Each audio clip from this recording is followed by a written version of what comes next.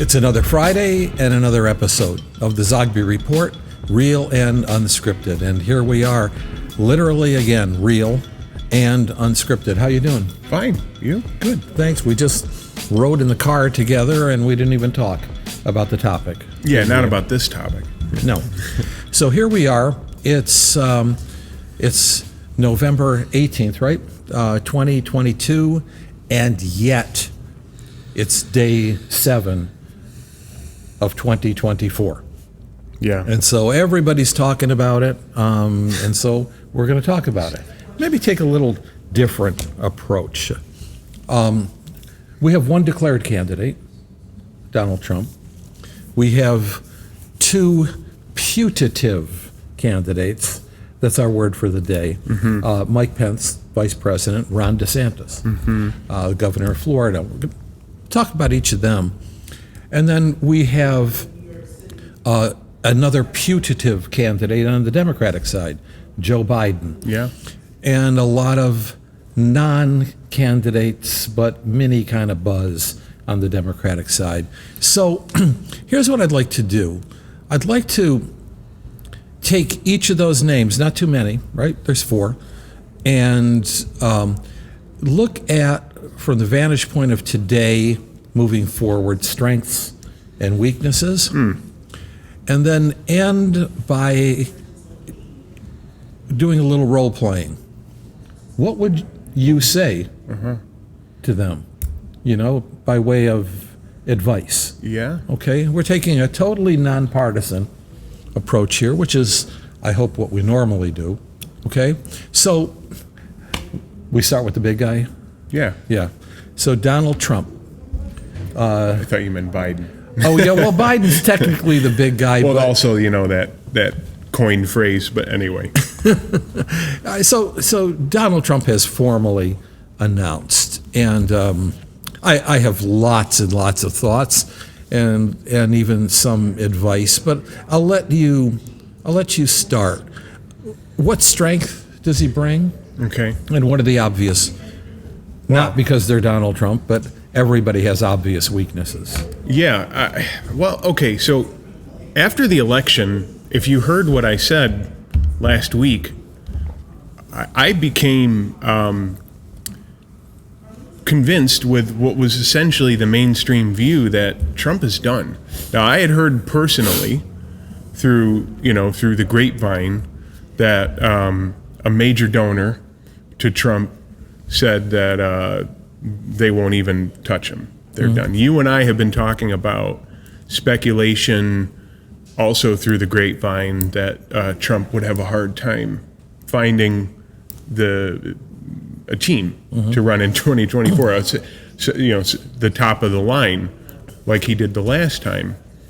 And then of course you look at his performance, and I didn't watch a lot of the rallies, but the general consensus was it was more about him. It was less, and so it just was easy to be swept by the notion that he's toxic and that he's got to go. He's going to hurt them. But then I read an article by Tip Insight a number of days ago that kind of challenged my view on great pollsters, incidentally. Yeah, very accurate, and they challenged my view. And the 3 takeaways from that article was this: consider, number 1, in the lead up to the election, that Trump had an all-out assault against him, timed within weeks. There was the Mar-a-Lago raid. So he was up against that. There was the J6 hearings. That was, and then of course, however this Dobbs document got leaked beforehand, it created a surge. And so all of that was really working against Trump. People could say he wasn't helping. But the fact of the matter is, of the 15 Senate candidates that he backed, 9 of them won. 6 of them lost. That's not that bad. Of the 9 that won, 7 of them weren't incumbents. These were new people running for the first time. So, does that really match up with the notion that whatever bad performance the Republican Party had in the midterms can be blamed on Trump? That's actually counterfactual data. Another thing that I would point out is if the sense is that Trump is, and this is being drummed in the media, he can't do it. He's not going to win.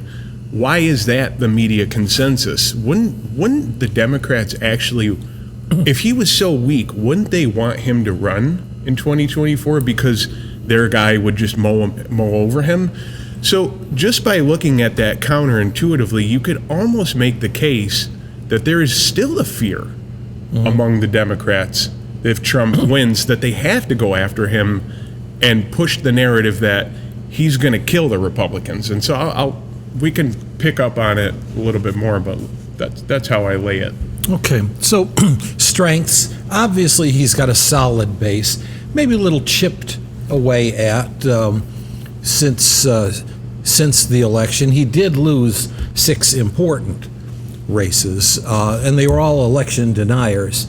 And that's something that we've already talked about, how toxic that was during the campaign. But fact of the matter is, a brand new Morning Consult poll that came out after the election nationwide showed Trump with 47% of likely GOP voters, Ron DeSantis at 33%, Mike Pence at 5%, and the others, Ted Cruz and so on, at 1 or 2. All right, that DeSantis at 33 is pretty strong. These are based on name recognition, and you have a former president, 100% name recognition, and so on. That's lower than anything that he got once it was clear he was getting moving towards the nomination in 2016. So there's some strength, but it's not as strong as it was. Now, the other strength is, you can interpret a strength or weakness. There's no telling how low he will go. Yeah. I've always used a metaphor that just when you think somebody like Trump has reached rock bottom, he's standing there with a jackhammer, saying we can go even further. So a candidate against Donald Trump has really got to be prepared to have punches, innuendos, insults, name calling, and Trump is the master of getting media attention and sound bites. So the weaknesses, you alluded to it, I want to expand upon it. Who wants to serve in a Trump White House? You have even the people who lasted for 4 years, speaking out now about the constant insults, changing of mind, the yelling, the absolute chaos, the incompetence, the fact that he did not read briefings, the fact that he did whatever he wanted to do and then insulted even people who were loyal to him. That will have to be a factor. There is a Trump White House that already existed, and that will be something that will be used against him. So we can stop it there for the moment, because I'd like to talk about some of the other folks. But add a few points on Trump, if you will. So solid base, as you said. Mm-hmm. I don't think, because I've never been to a rally. I don't think you've ever been. I would bet a lot of money you haven't been to a rally. I don't really know too many people who have, but those rallies are like, moving cities. Yeah. I mean, it's like they're hot. A lot of people, high energetic. I don't think we and people in the media, who are against him, can even begin to understand how popular he is among his base. And the more that they attack him, the more that they convince his base that he's out. They're out to get him. They want to remove him. They want to take away their guy. And so a lot of that is just fed to him. Mm-hmm. And the media establishment, whatever you want to call them, mainstream media, corporate media, the more they attack him, I think the more they convince his followers. Okay, so, but considering his weak points, from the right, their perception that they like to put out there is the Biden White House is in shambles, and they've already had a lot of people leave. And look, we don't have to get into defense or offense. The fact of the matter is both sides are saying that about each other. And will, of course. And always will. Who would he bring back? Probably maybe a Steve Bannon, or people like that. I don't know that he would have that difficult of a time, but let's move on to somebody else. Well, all right, let's just, advice. That's an easy one. You don't give Donald Trump advice, period. There isn't anyone who's a confidant that he listens to. I mean, sure, you've got Corey Lewandowski at some point. You've got Mark Meadows. You have Steve Bannon here and there, Roger Stone.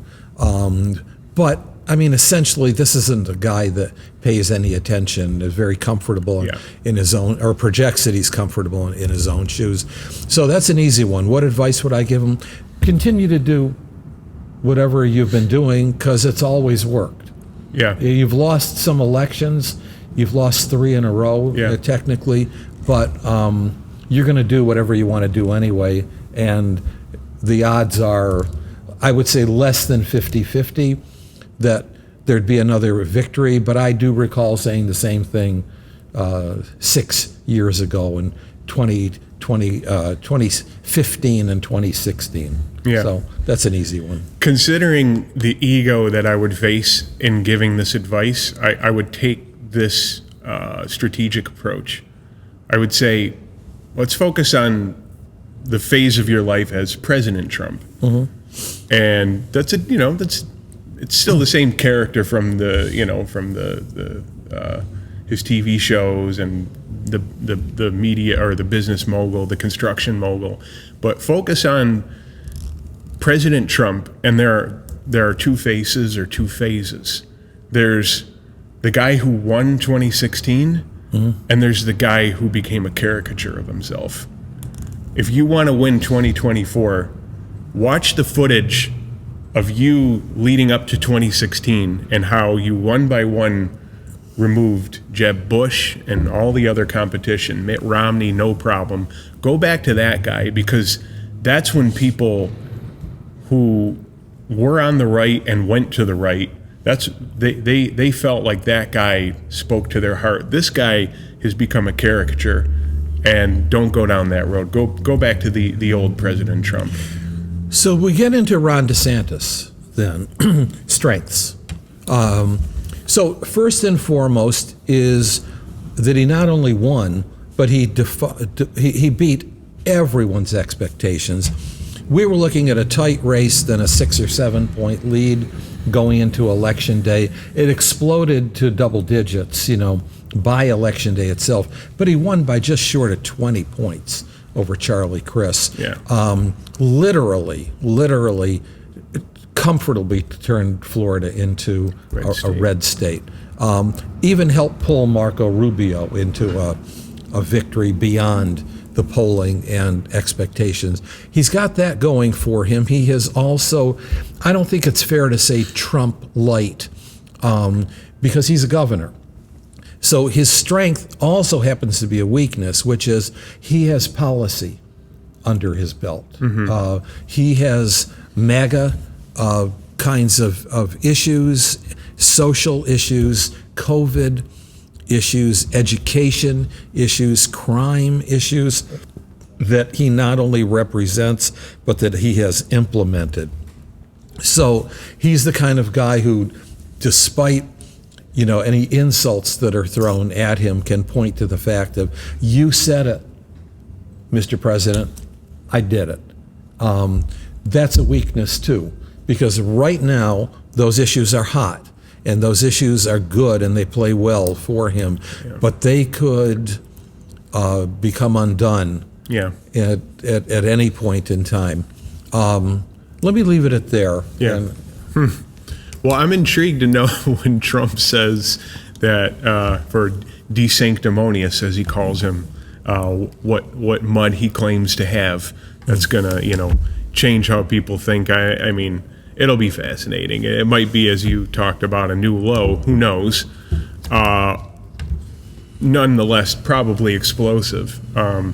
So, with that aside, I mean, okay, so what the strength that DeSantis has from a MAGA perspective is, if you are starting to feel like Trump has become a caricature, and you look at the metaphor of the alpha in the gorilla tribe, when the people, or when the lower gorillas start sniffing out that something's wrong, they'll go to the next alpha. If that started to happen, there would be no bump in the road moving behind DeSantis. In fact, you could argue that DeSantis is a much more polished version of Trump. He's Trump if Trump had gone to Yale, essentially. He's got that presidential politician-like slyness to him. He's, you can tell he's very aware of his mannerisms. He doesn't hold back. He doesn't, he doesn't make mince of his words. And so that's the real strength, is that I don't think you can say that there could likely be a civil war in the Republican Party, but after that mess, subsides, and if DeSantis is left standing, MAGA will seamlessly move behind him. And so that's his strength, is that if he can outdo Trump, it's not like you're going to have major fallout within the party. So a good topic for another show, because it warrants a whole show, is that civil war within the Republican Party that not only gets played out in the presidential race, but gets played out between Mitch McConnell and Kevin McCarthy, the House and the Senate. Do you work with the president, or do you investigate the president? Let me address a few things about Ron DeSantis. Those who know him and work with him say that he gets very hot under the collar. That could be a real weakness. It's one thing for a 78-year-old Joe Biden to tell Donald Trump, "Will you shut up?" It's a whole other thing for a 44-year-old governor just thrust into the limelight to tell a 78-year-old at that point in time, Donald Trump, to shut up. He's got to be very, very careful. He's got to have a very thick skin, and so we have to watch that. We have to watch that pretty closely. Yeah. I guess what I would just say about the notion of the Republican Civil War is it already happened. It happened in 2016, and Trump brought the party to him. I don't want to make any predictions or forecasts about what would happen in DeSantis versus Trump. I really have no idea. I don't really think anybody has any idea. They may think they do, but with such a wild card like Trump, the mantra is you can't count him out. And so we don't know who will emerge. But to your point regarding that could be bloody, and that could, maybe you're insinuating it could hurt the party, or it could look bad for the party. They've already been through this in 2016. So the only difference it would be is that it would be two Trump-like candidates, two firebrands, but with different firebrands. His is outrageous. DeSantis is more of a Yale firebrand, which is interesting. So does Mike Pence figure into any of this? I mean, he's a former vice president. We have to talk about him. Yeah. So, I watched a little bit of the Breaking with the President that was on NBC, right? Sunday night. And okay, so the story is fascinating about him in that moment, and you can kind of see that there's the projection of there's the real leadership. Look how he acted on January 6th. He was brave, but as I listen to his story, I don't think he has it. I think he can appeal to an older America that wants that brand of a president that seems to come from a simpler time and has the kind of a military conservative, look to him. But I just think your average American on the right looks at Pence, and after you've gone from Trump and now we're toying with the idea of DeSantis, I don't know the right moves back to Mike Pence. So, obvious strength. He is a president from central casting. You know, get me an actor who looks just like a president. Yeah. He looks just like a president should. Yeah. That doesn't hurt. But I do agree with you. Now, the older America, that's the Republican voting America. You know, they may have done a little better among younger voters, but not so much. And Mike Pence, who represents, I'm going to use the term, extremes on abortion.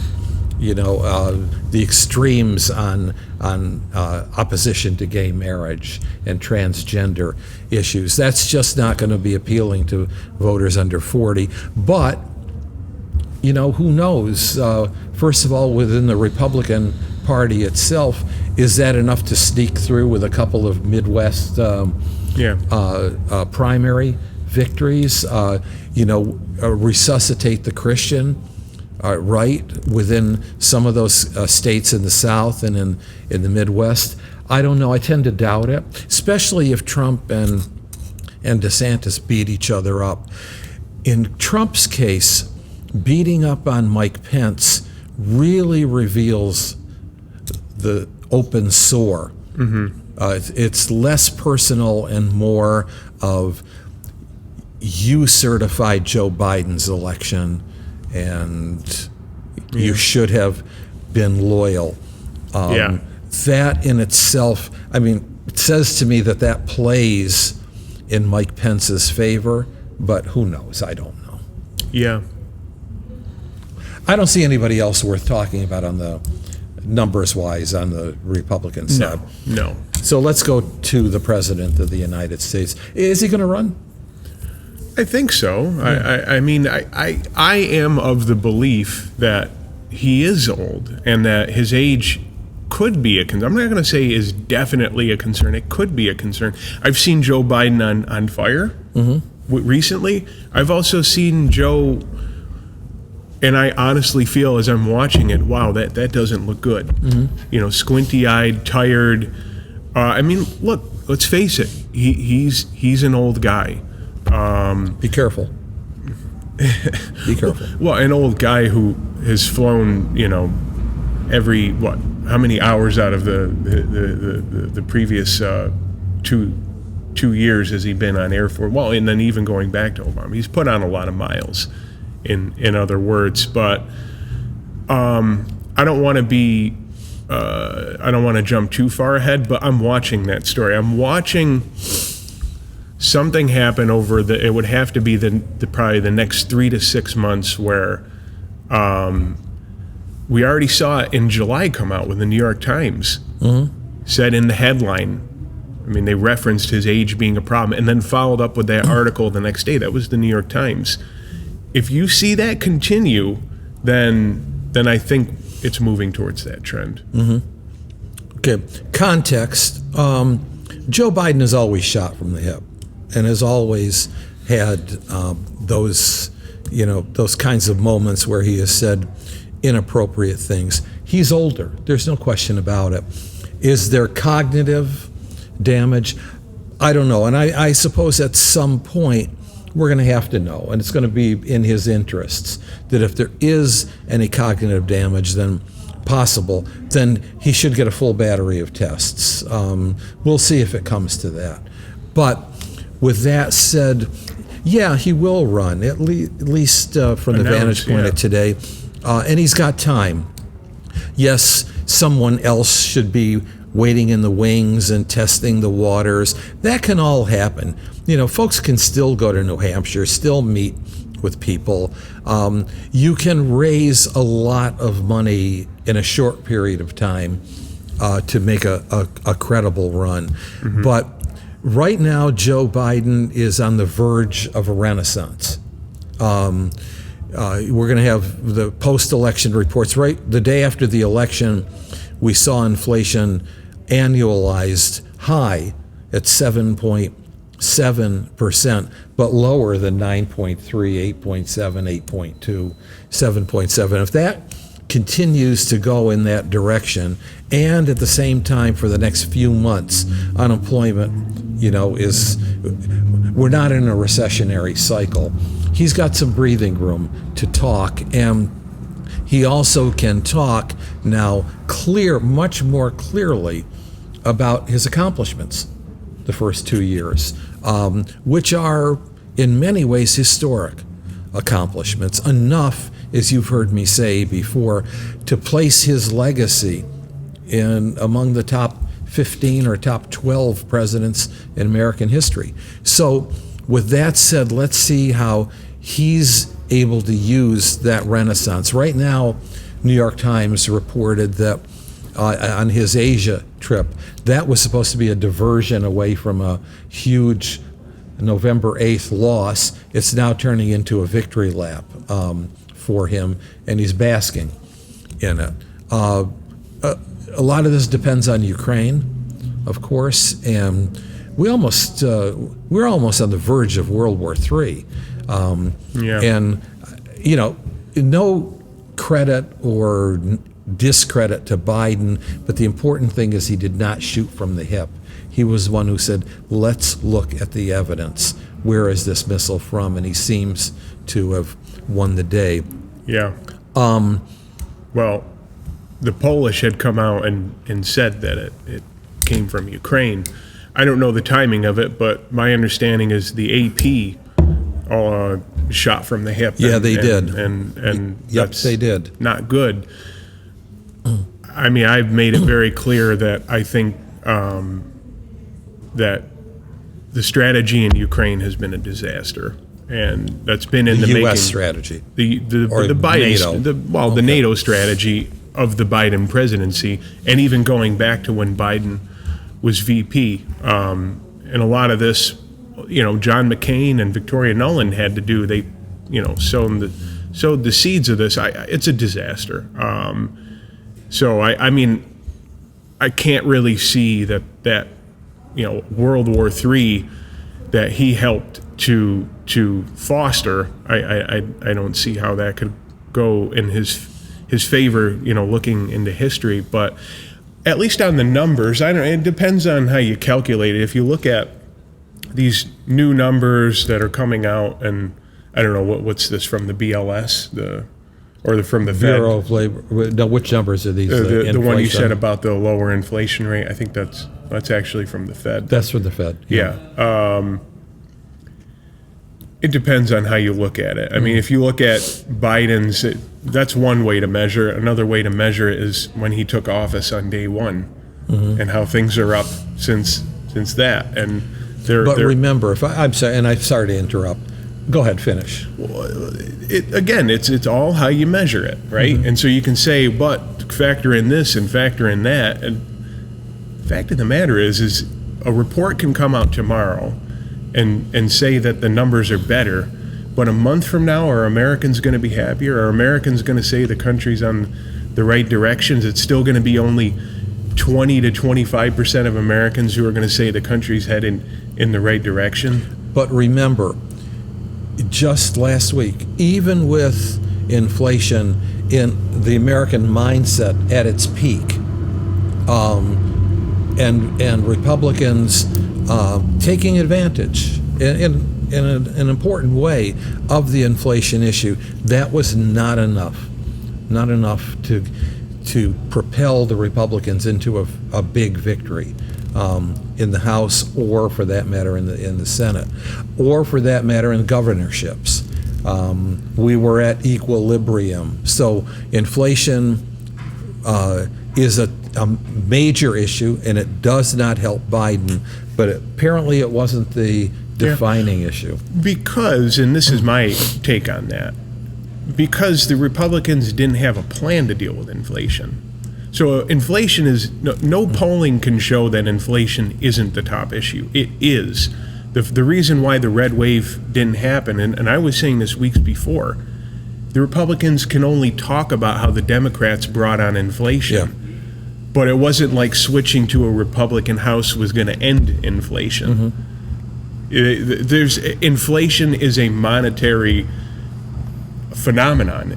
It's because of the Federal Reserve. A Republican House or a Democratic House can't change that. It comes down to what the Fed has to do, and the Fed is in a sticky spot. And the last thing I'll say is, but when gas prices were going down, people could say, well, gas prices are down, Biden, right? Well, now gas prices are back up and they're climbing closer to $4. And so I am going to let you have the last word.